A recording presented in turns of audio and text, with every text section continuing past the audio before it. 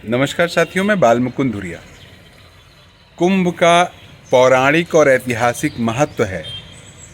भारतीय संस्कृति या भारतीय समाज का जिस तरह से डेवलपमेंट हुआ है, किस्से, कहानियों, पौराणिक कथाओं और उसके तमाम हिस्से से, उस हिसाब से कुंभ का बड़ा महत्व है। लेकिन लगातार हम इस बात को कह रहे हैं कि कुंभ का राजनीतिकरण करके उन सारे महत्वों को मटिया मेट कर दिया है भारतीय जनता पार्टी ने।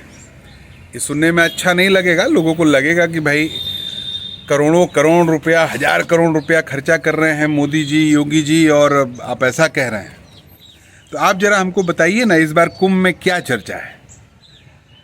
कितने 1000 करोड़ खर्चा करके जनता का पैसा, आपके हमारे टैक्स की गाढ़ी कमाई का पैसा खर्चा करके सरकार किन चीज़ों को चर्चा में ला पाई? कहीं आप देख रहे हैं कि कोई बाबा जी हैं, वो हाथ खड़े किए हुए हैं पिछले 10-12 सालों से। कोई बाबा जी हैं जो कांटों पे लोटे हुए हैं, उनसे पूछने जाओ कांटा सही है कि ख़राब है, असली है कि नकली, चिमटे से मारते हैं। कोई महिला है जो कुंभ के भीतर रुद्राक्ष बेच रही है। पूरे कुंभ की चर्चा से ज़्यादा उस महिला की सुंदरता की चर्चा हो रही है। कोई बाबा हैं, IIT मुंबई से पास हैं और बाद में उन्होंने वो सब सांसारिक मोह माया छोड़ दिया, इसकी चर्चा है। उनसे उनकी बात 10 मिनट सुन लीजिए, उनसे बात कर लीजिए तो लगेगा कि कुछ मामला गड़बड़े है। कैसे ये आदमी IIT से पढ़ा है, मुंबई महाराष्ट्र से। कहीं भी आप ये चर्चा देख रहे हैं कि कुंभ में बड़े बड़े अखाड़ों के जो मठाधीश हैं, जो विद्वान हैं, वो समाज सुधार के लिए, समाज को आगे बढ़ाने के लिए कोई चर्चा कर रहे हैं। भारत के भविष्य के लिए कोई चर्चा हो रही है।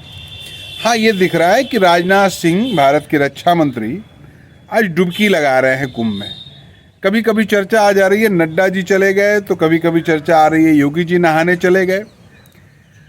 अभी एक चर्चा आई, एक छोटी सी वीडियो क्लिप आई, मैं यहाँ दिखाना नहीं चाहता हूँ।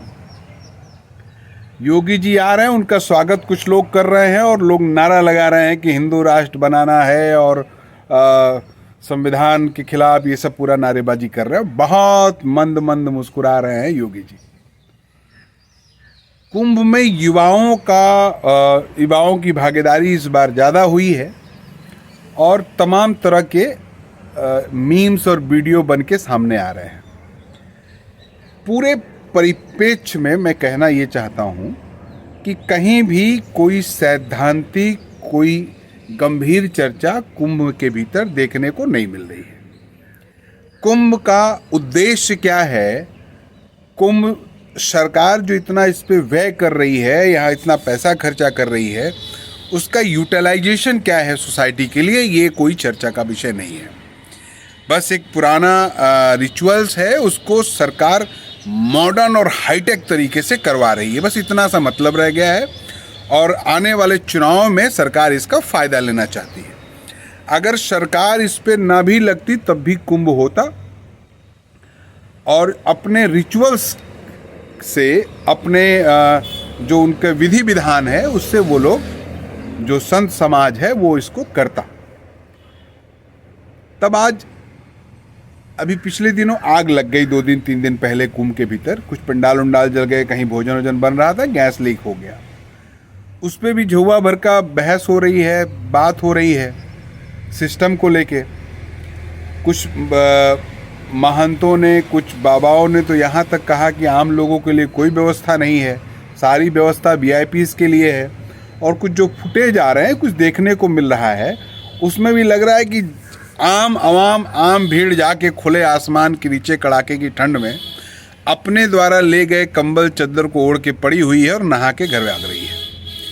सरकार खाली एक हल्ला मचा रही है, एक चर्चा कर रही है कि नहान के दिन 10 करोड़ लोग नहाए, 5 करोड़ लोग नहाए, अगले नहान के दिन 20 करोड़ लोग नहाएंगे। फर्क क्या पड़ेगा जी इससे? नदी के एक छोटे स्थान पे इतने लोग जो नहा लेंगे, आप सोचिए, यही पानी फिर क्या बनारस में नहाने लायक रहेगा? जो लोग आयोजक हैं कुंभ के, उनको चाहिए कि बनारस में जाके नदी का पानी, गंगा का पानी पी के दिखाएं। एक साथ एक जगह पे इतने लोग नहा रहे हैं, आप गंगा का पानी जाके ऋषिकेश में पीजिए, हरिद्वार में पीजिए, और आके प्रयागराज में पीजिए, बनारस में पीजिए। आपको चारों जगह के पानी में अलग अलग चीज़ें देखने को मिलेंगी। अभी मैं किसी को सुन रहा था, उन्होंने अच्छा ही कहा कि आज के दौर में गंगा नहाने का मतलब है कि किनारे जाके 4 बूंद अपने ऊपर छिड़क लीजिए, यही गंगा स्नान हो गया। कम से कम पानी गंगा माँ गंदा और प्रदूषित होने से बच गई। मेरी आलोचना नहीं है, मैं खाली ये सवाल आपके जहन में छोड़ना चाहता हूँ कि क्या भाजपा ने इस पौराणिक ऐतिहासिक महत्व की चीज का, कुंभ का, राजनीतिकरण करके इसके महत्व को कम नहीं कर दिया, मजाक नहीं बना दिया, राजनीति का इंस्ट्रूमेंट नहीं बना दिया? इस पे ज़रा आप सोचिएगा। सोचना इसलिए ज़रूरी है क्योंकि अगर आप नहीं सोचेंगे तो वो अपने मकसद में कामयाब होंगे। रिचुअल्स जो आप आस्था जो दिल में रखते हैं, मन में रखते हैं, आपकी जिस ताकत के प्रति आस्था है, उसके लिए आडंबर पाखंड करना जरूरी नहीं है। और ये सरकार आपके मनोभाव को समझती है। ये सरकार या पॉलिटिकल लोग, जो लोग इस तरह का काम करते हैं, ये वही लोग हैं कि गांव में चुनाव के समय अगर कोई शराब मांगता है तो उससे ये नहीं कहेंगे शराब पीना गलत है, उससे कहेंगे 2-4 शीशी इसको दो, इसका वोट लेना है, पी के चाहे अभी मर जाए। गांव में अगर कोई पैसे की डिमांड करता है तो ये नहीं कहेंगे पैसा नहीं बांटना है, कहेंगे इसको पैसा दो, जाके खा पी के मर जाए, हमको इसका वोट लेना है। आम जनता जो चाहती है, जो डिमांड करती है, उसको पूरा करना ही उस समय स्वार्थी पॉलिटिशियनों का काम हो जाता है। उसी तरह से क्या ऐसा नहीं हो रहा कि आपके भीतर जो प्राचीन मान्यताओं को लेकर, प्राचीन जो कार्यक्रम है, प्राचीन जो आपके तरीके हैं मानने के, पूजा करने के, आपके जुटान के, उनका ये पॉलिटिकल दोहन कर रही है, उनका राजनीतिक उपयोग कर रही है?